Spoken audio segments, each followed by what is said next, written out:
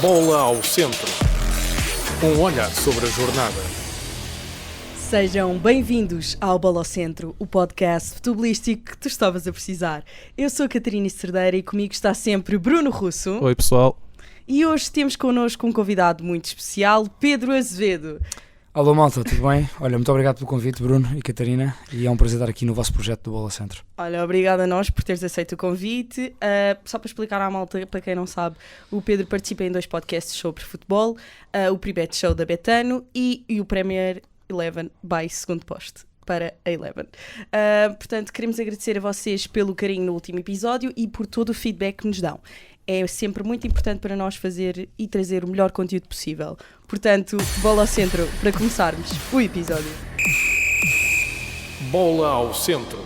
Pedro, tendo em conta que tens um podcast onde falas sobre a Premier League, vamos começar mesmo com isso. Ok. Vamos pedir que escolhas entre jogadores, 3 jogadores, das 3 primeiros classificados da Premier League, ou seja, Liverpool, City ou Arsenal. Ok. Vamos começar com Alisson, Ederson ou Saliba. Saliba, não. O Raya. Saliba. Raya. Raya. Enganei-me. O Saliba... Estou a brincar. O Raya não é de certeza. Ok. Alisson, Ederson, Raya. Eu vou... Por esta época, Alisson. Ok. E agora, Van Dijk, Ruben Dias ou Saliba? Isto é complicado. Esta é muito complicado. São os 3 melhores centrais da Premier League, na minha opinião.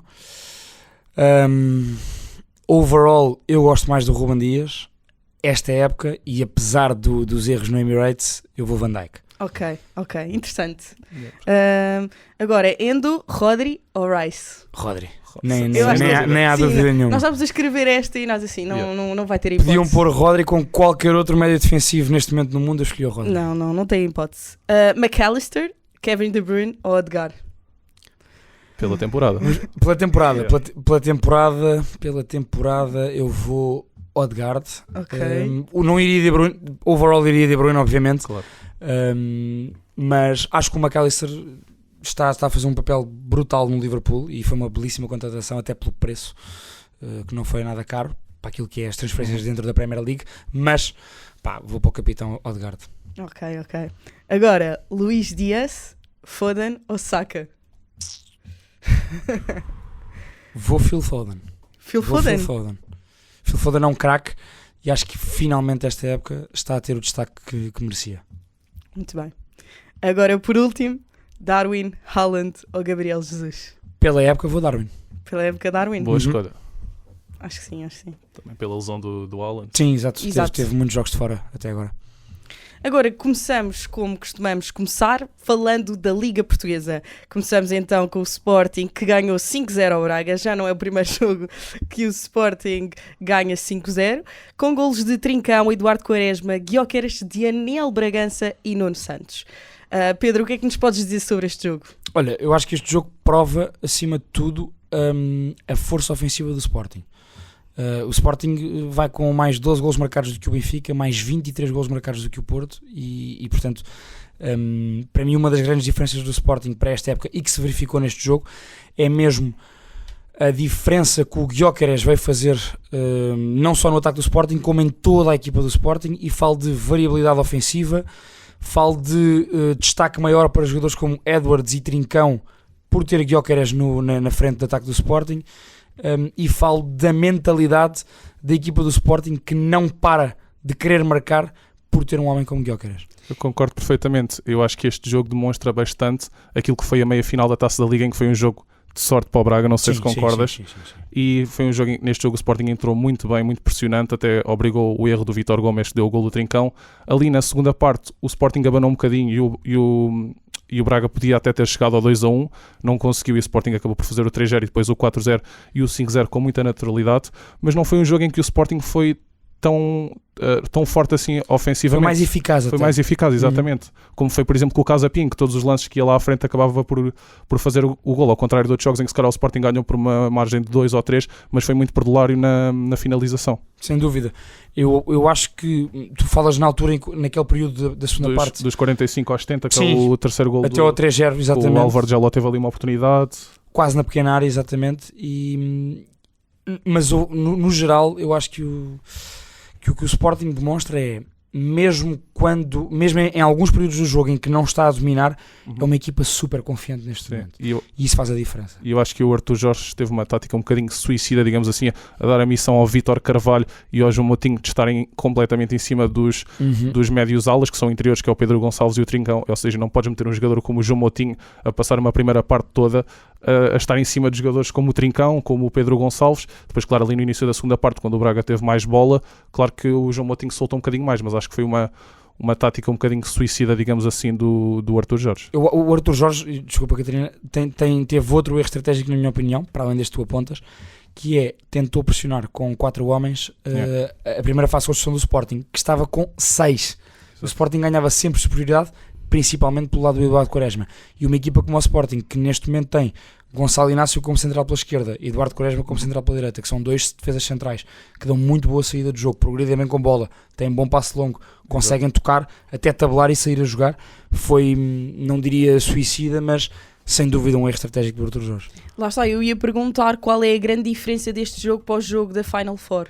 Finalização, sem dúvida. Não só a finalização, eu acho que o Braga na Final Four, até por ser um jogo a eliminar, o Braga quis resguardar-se um bocadinho mais, defender mais baixo, sim, não dar as costas ao Gyökeres. Agora que apontas isso, até na meia-final o Braga acabou por jogar sem ponta de lança. Jogou com o Alvarjalo lá solto na frente e neste jogo optou pelo Abel Ruiz. Foi um Braga mais defensivo na meia-final da Taça da Liga, eu acho. Tanto que vês quer o Paulo Oliveira, quer o José Fonte tiveram muito menos dificuldades em parar o ataque do Sporting nesse jogo da meia-final. Atenção, o Sporting criou muitas oportunidades, mas o Braga deu muito menos espaço nas costas, deu muito menos a profundidade. Falo do Gyökeres porque é um animal que ganha a profundidade muito bem aos defesas e rebenta com as defesas, e neste jogo o Braga tentou pressionar muito mais alto e acho que não beneficiou nada com isso. E José Fonte e Paulo Oliveira claramente não são centrais. Se o Braga quer atacar, digamos assim, o título, que é o que eles procuram há muito tempo, não são centrais para esta equipa. O Braga tem um problema de há anos, na minha opinião, já vem desde os tempos talvez de Abel Ferreira. O Braga, as suas defesas não correspondem na qualidade ao meio campo e ao ataque, e esta época, se formos ver a quantidade de opções de qualidade que o Braga tem para o meio campo e para o ataque, e não tem para a defesa. Sem dúvida. Lá está. Agora viajamos a outra parte do norte do país, vamos ao Vitória, que recebeu o Benfica e empatou 2-2. Tiago Silva e André Silva marcaram para o Vitória, Rafa e Arthur Cabral salvaram o Benfica e conseguiram levar um pontinho, e houve uma expulsão do Vitória aos 64 minutos. Russo, achas que esta expulsão mudou por completo o jogo? Epá, sinceramente eu acho que não, porque o Benfica este ano já se viu, quando joga em superioridade numérica, não consegue aproveitar esse facto, e foi um jogo em que temos aqui muito para falar, sem dúvida, em que o Roger Schmidt entra sem avançado. Acho que nos deixou a todos muito surpreendidos, até pelas condições climatéricas era obrigatório jogar com Arthur Cabral e Florentino. Mesmo que não tivessem estas condições climatéricas, era obrigatório eles jogarem pelos jogos que tinham vindo a fazer. Arthur Cabral vinha de 3 jogos seguidos a marcar, finalmente estava-se a assumir como a ponta de lança titular. Florentino, para este jogo contra o Vitória, pronto, é um adversário mais complicado, tinha que estar ali no meio campo, e Coxu não tinha vindo a fazer bons jogos, e acho que o Benfica preparou mal este jogo, e já não é a primeira vez que o Roger Schmidt parece que não prepara bem os seus adversários. E depois as questões climatéricas, não é? Ele só no dia do jogo não começou a chover do nada, ele sabia que havia probabilidade de começar a chover. Diria que quando sai do hotel já sabia que estava a chover e que o campo estaria assim. Eu acho que o Schmidt, eu consigo perceber inicialmente a ideia dele de jogar sem um ponta de lança referência. Sim, para reforçar o meio campo e para tirar referências à linha 3 do Vitória.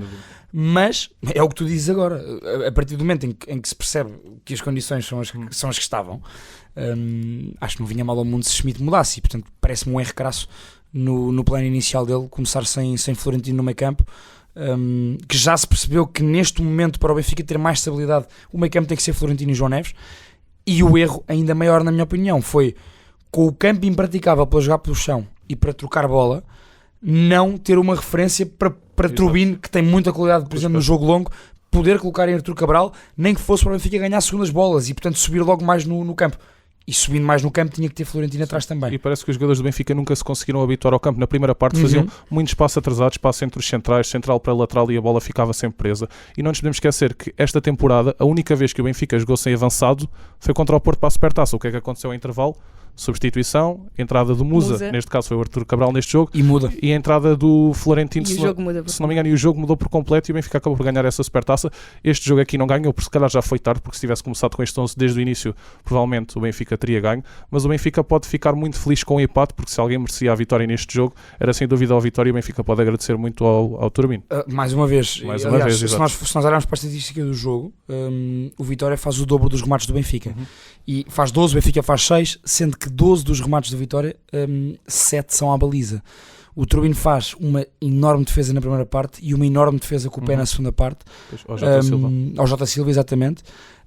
E mais uma vez o Turbine foi decisivo. Atenção, também é preciso as equipas grandes terem este tipo de guarda-redes. Claro. Eu acho que o Turbine, e não vou exagerar nisto que vou dizer, é do nível Oblak e Ederson no Benfica.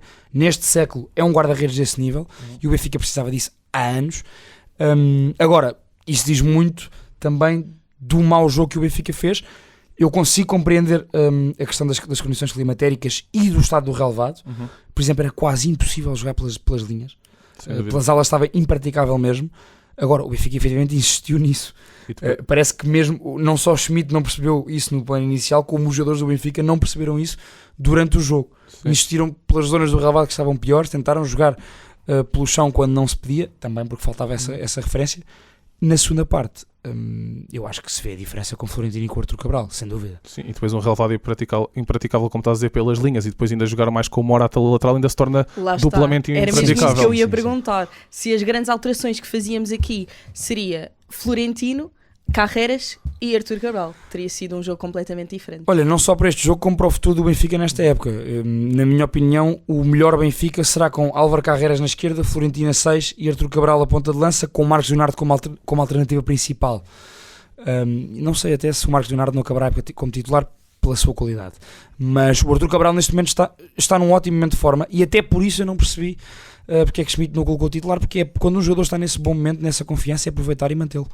E quando se vê os historiais do Benfica e aquilo que ultimamente o Arthur Cabral tem feito, é de estranhar porque é que não foi titular, não é verdade? Sem dúvida. Deixa-me só dar mais um destaque neste jogo, que é quando se diz, e tu disseste muito bem, os golos de Rafa e de Arthur Cabral, para quem resolve o jogo é Di Maria. Sem dúvida. E acabam por criticar o Di Maria, que está lá há É muito isso que eu ia tempo, dizer. mas acaba sempre por ser ele a resolver. Critica-se muito o Di Maria e eu consigo perceber essas críticas porque há muitos jogos em que o Di Maria está meio que desaparecido do jogo, mas efetivamente há certo tipo de lances em que tu percebes o quão craque o Di Maria ainda é. O Di Maria é um dos melhores jogadores do século XXI até agora, não tenho dúvidas sobre isso. E dos mais underrated. Dos mais underrated também.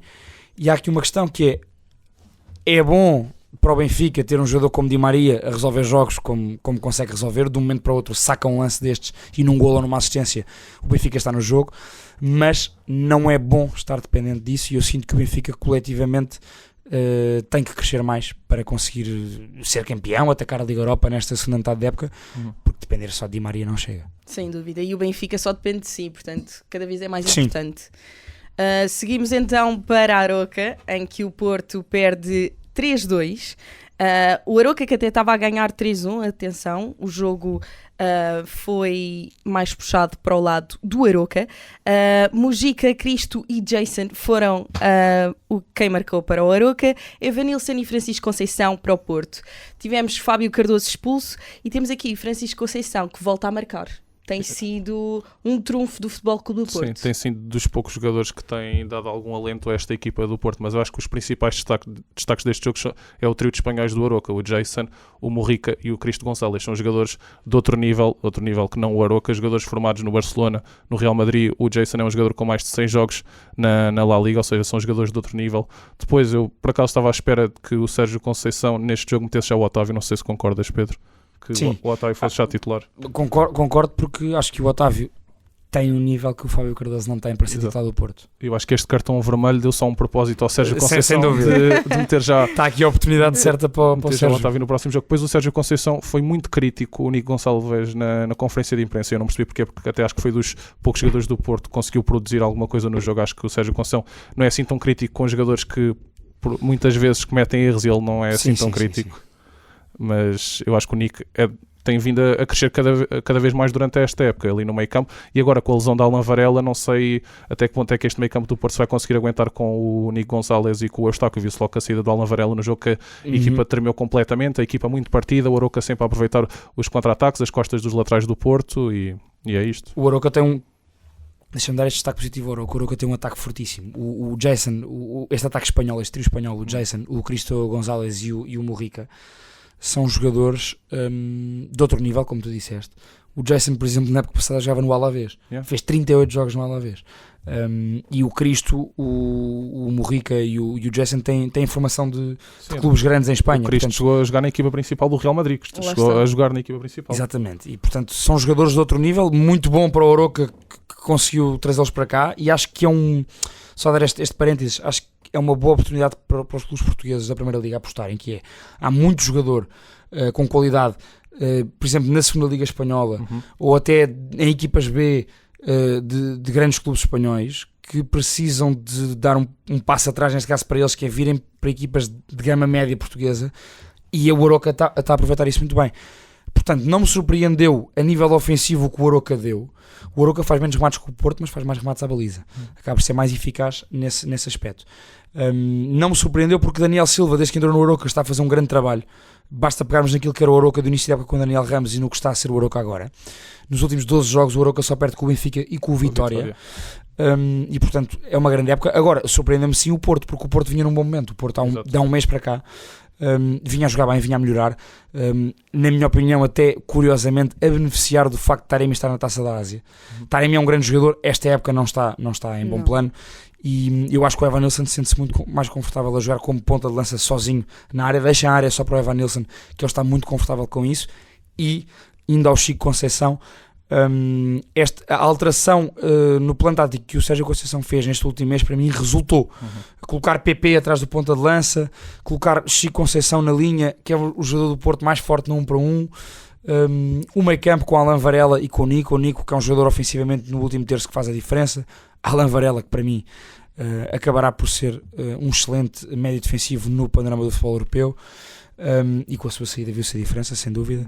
E portanto acho que o Porto vinha num bom caminho. Até o jogo que empata com o Rio Ave é um jogo que o Porto empata por mero azar, porque o Porto é muito superior, cria imensas oportunidades.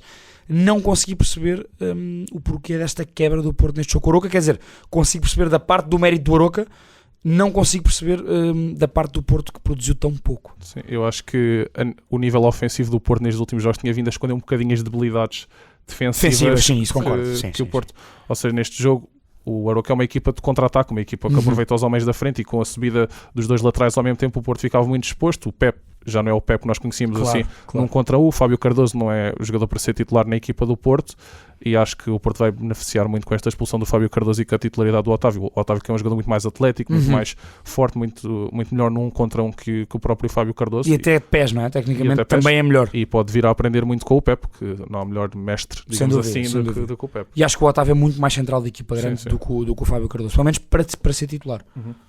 Lá está, a Conceição tem aqui uma grande tarefa para pôr o Porto a atinar, porque já são 5 pontos perdidos nos últimos 2 jogos, e se quer lutar pelo campeonato tem que o fazer o mais depressa possível.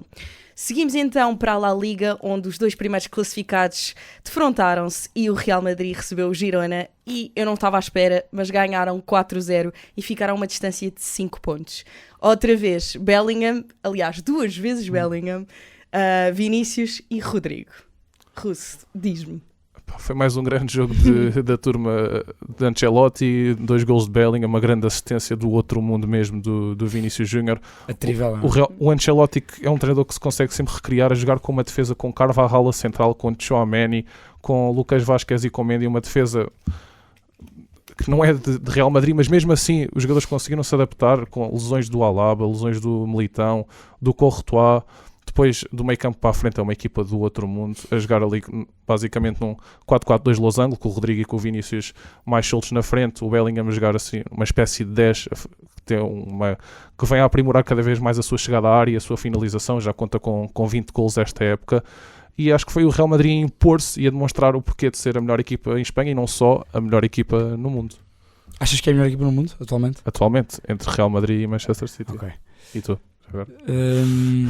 Tenho dúvidas por causa da questão das lesões. Sim, Mas, claro, mas há um facto, é que o Real Madrid, mesmo com estas lesões, o Ancelotti é isso, por isso é de que facto conseguiu arranjar soluções dentro do plantel em jogadores de outras posições. E acho que o Ancelotti dá aqui uma chapada de luva branca a quem só o considera como um bom gestor de plantel. Não, é mais do que isso. Um treinador que já ganhou o que ele ganhou, é impossível ter ganho o que ele ganhou em vários países diferentes, em vários clubes, sendo só um gestor. Sim, o Real Madrid está claramente no elenco das melhores equipas do mundo, isso parece-me óbvio. Aliás, o Real Madrid devia mudar o nome para Real Champions League Madrid, acho que era o melhor. Mas foi uma demonstração de força do Madrid, concordo contigo. E vai ser campeão. É um pro-forma neste momento. Mais tarde ou mais cedo o Real Madrid acabará por levantar a taça da La Liga, porque, e atenção, não se tira mérito nenhum ao Girona. Excelente época. Aliás, ninguém esperava que o Girona fizesse isto. Ninguém, se calhar a não ser Mitchell e os seus jogadores. Sim. Claro.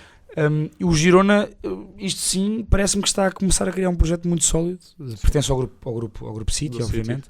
Mas à parte disso, pelos jogadores que tem, pelo treinador que tem e pela ideia de jogo, parece-me que está a criar um plano sólido. Portanto, esta derrota não belisca em nada. Era obrigatório para o Real Madrid ganhar. O Girona só tem 2 derrotas esta época, as 2 contra o Real Madrid. Portanto, também dá mérito ao Real Madrid nisto. E acho que foi um jogo em que se percebeu que quem tem os craques que o Real Madrid tem, mais tarde ou mais cedo, acaba por ganhar e por vencer os títulos. O que o Vinícius Júnior faz neste jogo é inacreditável. E o Bellingham não para de marcar. Até nisso mérito ao Ancelotti. Não tendo um ponta de lança titular, só tem Roselu para a posição 9 e não é um jogador com o quilate para ser titular do Real Madrid. Encontrou esta solução híbrida com Vini e Rodrigo, mas com Bellingham a atacar as zonas de finalização. Exato. E parece-me que é aqui que está a chave da boa época, da época estrondosa ofensivamente que o Real está a fazer. E lá está, no início da época não diríamos isso, demos os méritos ao Barcelona. Sim, e diríamos que o Barcelona ia ganhar de caras da La Liga. Agora vê-se completamente o contrário, não é? O Barça tem um plantel que não fica muito atrás do Real Madrid, na minha opinião. É claramente subaproveitado. Lá está. E este Real que pode fazer moça na Champions League e da grande. O Real, mesmo que tivesse um plantel fraco, seria sempre um candidato a ganhar a Liga dos Campeões. Tem o fator Bernabéu também. Portanto, passamos à Série A. A Roma que defrontou o Inter e perdeu 4-2. A primeira derrota da Roma depois da saída de Mourinho. E já são 7 pontos da liderança ao Inter com menos um jogo. Portanto, exato. Mérito ao Inter, de facto é a melhor equipa italiana, e agora resta esperar. Eu acho que o Inter este ano está a demonstrar completamente o seu poderio. Em jogos contra equipas ali dos primeiros 5, 6 lugares ganharam os jogos todos. Depois contar com um ataque com o Thuram e com o Lautaro Martínez, que está a fazer uma época assombrosa do outro mundo mesmo, torna-se muito complicado para os outros adversários. A Roma, que até tinha vindo bem nos últimos jogos, com o novo treinador, ainda não tinha perdido nenhum jogo desde a saída de Mourinho, mas contra o Inter torna-se complicado. A Roma, estes 3 jogos que tinha ganho, temos que ver o contexto, foi contra os 3 últimos classificados e portanto agora apanhou um teste de fogo o Inter, que não só é a melhor equipa italiana, como para mim é uma das melhores equipas na Europa. Sim, eu acho que está ali entre o Real Madrid, City e depois ali um bocadinho atrás está no top 5 de certeza atualmente, top 5 de certeza na Europa. Aliás, é para mim um dos 5 candidatos a ganhar a Liga dos Campeões. Apesar de ter uma eliminatória complicada agora muito complicada, contra o Atlético de Madrid. Aliás, mais complicada do que se fosse contra uma equipa que gostasse mais de assumir o jogo do que o Atlético. Mas concordo contigo, o Inter sem dúvida não dá hipótese à concorrência, vai ser campeão italiano. Até tenho mais certezas de que o Inter vai ser campeão italiano do que o Real Madrid campeão espanhol, para vermos o nível a que este Inter está, e é uma equipa que já era forte e ainda se reforçou melhor para esta época. Portanto, a partir desse momento, é uma equipa que não tem incómodo nenhum em, por exemplo, em não assumir o jogo. Quando é preciso fazer falo muito bem, quando não o consegue, está confortável atrás da linha da bola. É uma equipa que se impõe muito pelo físico, uma equipa com uma intensidade brutal e que tem jogadores fortes fisicamente em todas as posições. É uma das equipas mais fortes da Europa e que eu mais gosto. E uma equipa com muita experiência. Não gosto do clube Inter em si, mas gosto muito dessa equipa. Pronto. Seguimos então para as nossas pequenas menções, começando então com a Costa do Marfim, que venceu a CAN, uma vitória de 2-1 frente à Nigéria de Peseiro. Temos pena. Foi... É o pé frio de já Peseiro. Lá está. O que é que nos podem dizer sobre este jogo, Pedro? Olha, eu acho que a Costa do Marfim... ao início da... Lembro-me do Private Show, quando fizemos a antevisão da CAN, eu tinha referido a Costa do Marfim como um dos favoritos, não que eu achasse pelo plantel que o fosse, mas toda a questão de jogar em casa e essa parte emocional também conta. Não tinha incluído a Nigéria porque do que tinha visto a Nigéria antes não tinha gostado muito, apesar de ter um excelente plantel. Incluí a Costa do Marfim nos favoritos com Senegal e com Marrocos, obviamente. Que foram Marrocos todos à e vida. Senegal foram duas das desilusões. Aliás, esta CAN, que muitos consideram como a melhor CAN de sempre, eu não digo a de sempre, mas pelo menos das que eu vi, sem dúvida, teve uma particularidade muito interessante. As 8 equipas que estiveram nos quartos de final nesta CAN não tinham estado na CAN anterior. Portanto, houve uma alteração completa. Foram 8 equipas totalmente diferentes. E muitos dos favoritos, Senegal, Marrocos, Egito, obviamente, Tunísia, Argélia, estiveram de fora. Muitas delas caíram logo na fase de grupos, como a Costa do Marfim podia ter caído também. Sim. E isso é que a grande história da Costa do Marfim, é que passa como o último melhor terceiro. A Arrasca. Parece a história de Portugal no Euro. Parece a história de Portugal no Euro. Sem empates. Neste caso, exatamente. e a Costa do Marfim passa como o último melhor terceiro. A Arrasca, no último minuto de um jogo em que nem jogou, e portanto por isso é que foi o melhor terceiro, o último melhor terceiro, despede o seu treinador francês no final da fase de grupos, achando que não ia passar aos oitavos de final. Vem um ex-jogador, agora treinador, Faé, Costa Marfinense, que eleva a moral dos jogadores costa-marfinenses. Depois, nos oitavos de final, eliminam, creio que o Senegal, vou confirmar isso, nos penaltis. Acho que foi o Senegal. E depois o Mali. Nos quartos de final, que marcam um golo aos 90 e depois marcam um golo aos 120 do prolongamento. E depois vão a penaltis. Acho que foi contra o Senegal. Vou já confirmar-vos isso. Não, exatamente. Fica um igual no jogo e depois 5-4 nos penaltis. Depois, nos quartos de final, contra o Mali, e sim, empatam aos 90 e aos 120. E depois aos 122 ganham 2-1. Depois na meia-final o Waller dá a vitória. Na meia-final o Waller dá a vitória. Como deu na final, exatamente. E essa também é a história bonita, que é o Waller. Claro que sim, do Waller. Claro Essa é a história que já todos conhecem. O Waller em 2022, em julho de 2022, é-lhe diagnosticado de cancro nos testículos. Depois teve quimioterapia, várias depois cirurgias. De ter mudado para Logo no verão em que se transfere do Ajax para o Dortmund. E depois só volta a jogar há um ano, em 2023. Pá, é de sonho agora ser absolutamente decisivo. Isto é uma vitória da crença e de estar a jogar em casa. Da superação e tudo mais. E acho que um destaque que eu também queria dar aqui, não podia deixar de fora, é a prestação de Cabo Verde nesta CAN. Sem dúvida. Acho que estiveram muito bem destas seleções assim, dos PALOP. Foi entre Cabo Verde e Angola, também fez uma boa competição. E acho que com um bocadinho de sorte podia ter chegado mais longe e até aos quartos de final, foi quando foi eliminado. Acho que foi a melhor seleção no torneio, com um grande destaque para Giovanni Cabral, para o Bebé, que marcou um golo. Para Benchimol, da equipa B do Benfica. Sempre que entrou teve muito bem. E acho que foi uma boa CAN, sem dúvida, como disseste. Cheia de emoção. Teve essas equipas surpresa que tu falavas. Exato. Cabo Verde, Angola, Guiné Equatorial, equipas que nunca tinham ido a estas fases e com jogadores, nós até conhecemos alguns porque estão na realidade portuguesa, mas com jogadores surpreendentes até para o panorama africano. E portanto acho que até nisso foi uma boa CAN, foi uma CAN surpreendente, com equipas que provam que estão a crescer porque têm mais organização e têm muito talento, sem dúvida. Exato. Passamos então ao Qatar, que revalidou o título de campeão asiático depois de vencer a Jordânia por 3-1. Russo. Foi mais uma equipa a vencer um torneio na sua própria casa, mas o que é que a Alemanha vai fazer agora neste europeu? O Qatar acabou por ganhar 3-1. Esperemos que não ganhe. Acabou por ganhar 3-1 na final, com 3 golos de penalti do Afif, que foi o melhor marcador do torneio. E acho que não podemos resumir a participação do Afif a estes 3 penaltis, porque ele foi muito mais que isso. E é um grande jogador, sem dúvida, dos melhores jogadores asiáticos, a par do Son, talvez. Sim, claramente nos patamares abaixo, mas com esse destaque. E o Qatar acaba por revalidar este título. O Qatar que tem um jogador português, que é o Pedro Rorró, que é o lateral, também formado no Benfica. Também, olha, parabéns para ele, se estiveres a ver isso. Exatamente. E acho que o Qatar é uma seleção muito coesa nestas competições asiáticas, muito mais do que aquilo que talvez que foi no próprio Mundial. Tivemos algumas surpresas, como a eliminação muito cedo do Japão e da Coreia do Sul, que esperávamos que chegassem muito mais longe. Até eu sinceramente achava que a final ia ser, e acho que toda a gente queria que fosse Japão-Coreia do Sul, mas ficaram todas um bocadinho aquém das expectativas. O Japão, que nos jogos de preparação até ganhou a Alemanha, teve várias vitórias assim surpreendentes. Depois do grande Mundial que fez, esperava-se muito mais da seleção nipónica. Sem dúvida, eu concordo contigo.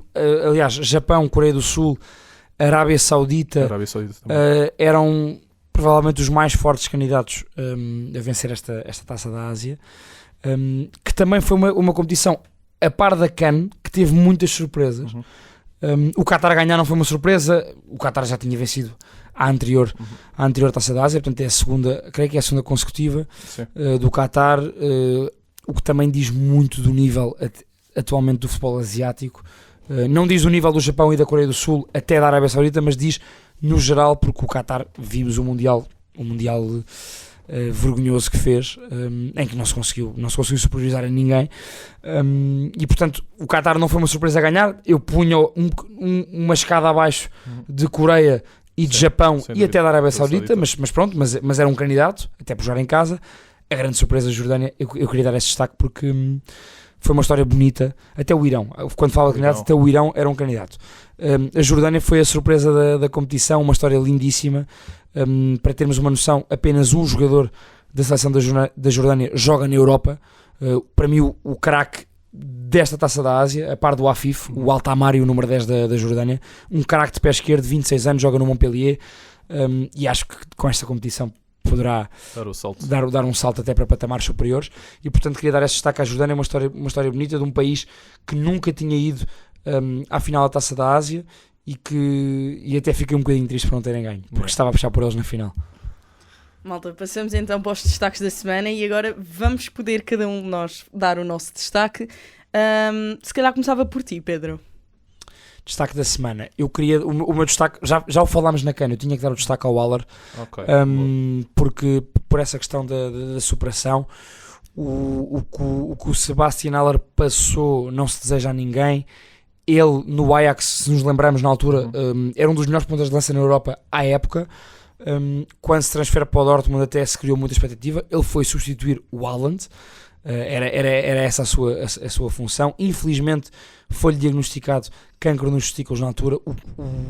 Eu li algumas entrevistas, algumas reportagens e entrevistas também sobre o que ele passou. Ele durante 6 meses passou por variedíssimas cirurgias e sessões duríssimas de quimioterapia, e teve a força depois disso de recuperar, em 2023, portanto apenas há um ano, voltar aos treinos. Nem foi voltar aos relevados para jogar. Ele primeiro teve que passar, para além desses 6 meses de quimioterapia e de cirurgias, ele teve que passar por mais uns meses.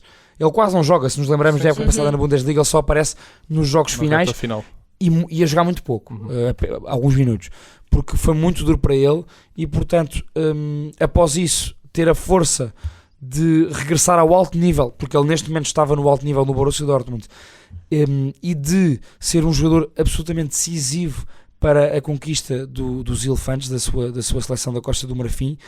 Até uma história engraçada, deixem-me só contar isto. Ele é entrevistado, creio que há uns meses, por um jornalista alemão, sobre se ele aceitaria ir à CAN, e ele disse: mas vocês fazem essas perguntas aos jogadores europeus quando é as convocatórias para o Campeonato da Europa? Não fazem, pois não.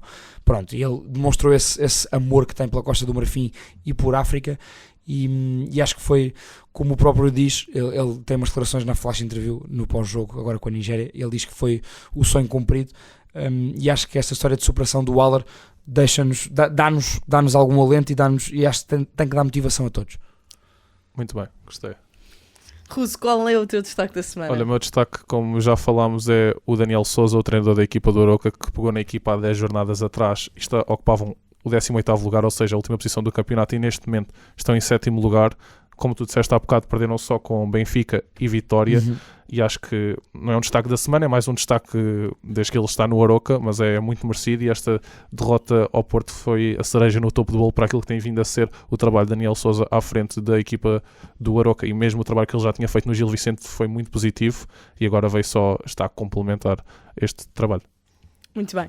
O meu destaque é o Vitória, de Álvaro Pacheco. Acho que desde que Álvaro Pacheco veio para o Vitória, sente-se um Vitória muito diferente, com muita vontade dos jogadores, e acho que aquilo que fizeram em casa foi incrível, e o Benfica tem que dar graças porque não perdeu. Exato. Em Vitória. Portanto, é isso o meu destaque da semana. Vamos passar para a próxima jornada. O Porto vai receber o Estrela da Amadora. Um jogo nada fácil, e é a oportunidade perfeita para o Porto demonstrar que aqueles 2 jogos foram apenas azar. Eu acho que neste momento todos os jogos são importantes para o Porto, para sair desta fase negativa, ainda mais com tudo o que se passa à volta no clube. O Porto tem mesmo que ganhar, ainda por cima um jogo em casa contra o Estrela, que até ganhou a última jornada 3-0 frente ao Portimonense, mas não é uma equipa que está assim muito forte, e acho que o Porto pode aproveitar este jogo para voltar a ganhar o ânimo e voltar à qualidade que tinha vindo a ter nos últimos jogos. Sim, para o Porto é um jogo importantíssimo, porque se não ganha este jogo fica praticamente fora da corrida pelo título, que já está difícil porque tem que recuperar pontos não só para um como para 2, e dois que me parece não vão baixar a guarda até ao final, principalmente o Sporting está muito confiante, mas portanto sim, é um jogo importante para o Porto. Eu acho que o Porto vai ganhar, diria até sem espinhas, porque parece-me que o Sérgio Conceição vai conseguir implementar essa mentalidade da equipa de não podemos escorregar mais, e meus amigos, temos que reagir após um jogo mau, e o Porto tem que se basear no bom momento em que estava, como nós falávamos há bocado. Portanto, baseando o Porto, se focar nisso, se esquecer a derrota, não esquecer ao nível do querer recuperar e da motivação de querer fazer diferente, mas se pensar no bom caminho que vinha a fazer, parece-me que o Porto terá todas as condições, obviamente, para vencer o Estrela, e eu acho que o Porto, em bom ou mau momento, nunca se pode tirar o Porto da equação na luta pelo título. É uma equipa que não baixa a guarda. Não baixa mesmo. O Porto pode ter a pior equipa, que vai dar sempre tudo em campo. Passamos então ao Benfica, que vai receber o Vizela.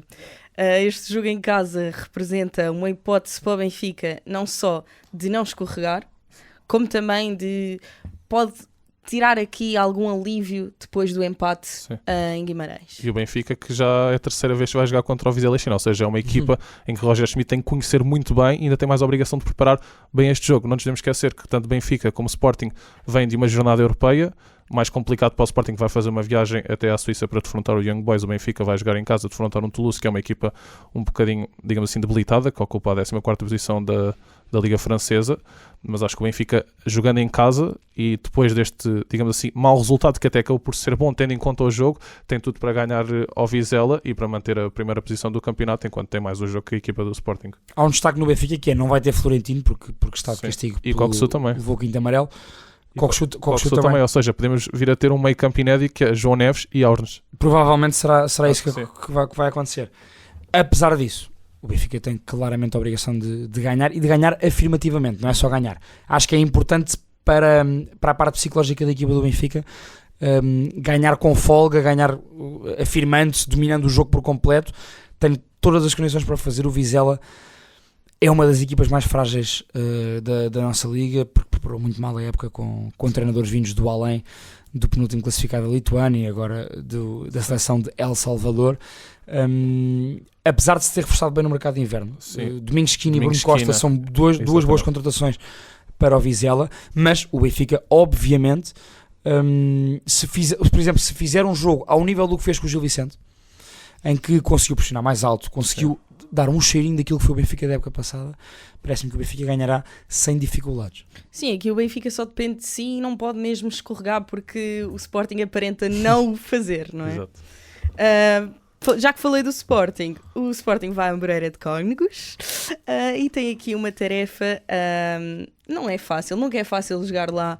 Ainda mais esta época, em que o Moreira está a fazer um campeonato excelente. E tem uma grande defesa. Sim, e é sem dúvida o jogo grande desta jornada, porque o Moreirense é, digamos assim, a equipa surpresa deste campeonato, e o Sporting é a equipa que está a praticar o melhor futebol, ou seja, estas duas equipas vão se encontrar, e das duas uma, pode ser um jogo muito... em que as equipas se vão anular muito uma à outra e pode não ser um jogo muito interessante, mas por outro lado pode ser um jogo com muitos golos e um jogo com futebol muito alegre que as duas equipas praticam, e tem tudo para ser um grande jogo. E o Sporting, não nos podemos esquecer que vai jogar 2 jogos fora agora, vai a Moreira de Cónegos e vai a Vila do Conde, ou seja, se escorregar nestes jogos o Benfica pode aproveitar, porque ao contrário do Sporting, o Benfica vai ter 2 jogos em casa. Sim, eu acho que esse ponto que tu focas é importante. Parece-me, no entanto, que o Sporting está com uma confiança tal, para além da confiança, se nós virmos o Sporting a jogar, nós percebemos que os automatismos da equipa estão todos bem assimilados, de olhos fechados. É impressionante, e isso também tem a ver com a manutenção de Ruben Amorim por muitos anos no clube, com a manutenção de muitos jogadores importantes de uma época para a outra, e com a contratação de 2 jogadores fundamentais e com 2 contratações cirúrgicas, Yulman e Gyökeres, obviamente. E portanto parece-me que sim, o Sporting vai ter dificuldades em Moreira de Cónegos. O Moreirense é a equipa surpresa da Liga este ano, É uma equipa que defende muito bem, já criou dificuldades, quer a Benfica, quer a Porto, quer a Braga, e por acaso conseguiu empatar com o Benfica. Não foi por acaso, este por acaso não cai bem porque não foi por acaso, mas o Sporting acabará por ganhar, na minha perspectiva, porque de facto o momento que o Sporting está a atravessar é inacreditável e não me parece que vá parar tão cedo. Chegamos ao fim deste episódio. Obrigada, Pedro, pela presença, foi incrível estar aqui à conversa. Também quero agradecer ao Pedro, foi um privilégio estar aqui a falar contigo e espero que nos venhamos a encontrar daqui para a frente. Sem dúvida, e obrigado pelo convite, malta. Muito obrigado obrigado a nós. Obrigado a ti também que acompanhas sempre e aproveita para nos seguir no Instagram, no TikTok e subscrever o canal. Obrigado, maltinho. Obrigado, pessoal. Até para a semana. Bola ao centro. Este programa foi gravado nos estúdios da Universidade Autónoma de Lisboa.